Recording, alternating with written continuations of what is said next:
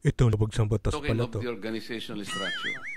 We're talking about Labag your sa batas pala ability to. to execute 10 projects at the same time. Oo. Lalong-lalo na, yung iba nasa Mindanao, yung iba nasa Cebu, yung iba nasa Baguio, isa sa Batangas. You cannot do that. Magic ah.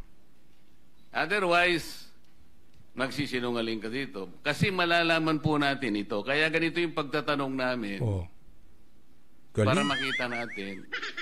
Isip, kasi kapag sinabi mong you Hati-hatiin can yung katawan. execute 10 projects in 1 year, kailangan mong magkaroon at the very least 50 engineers.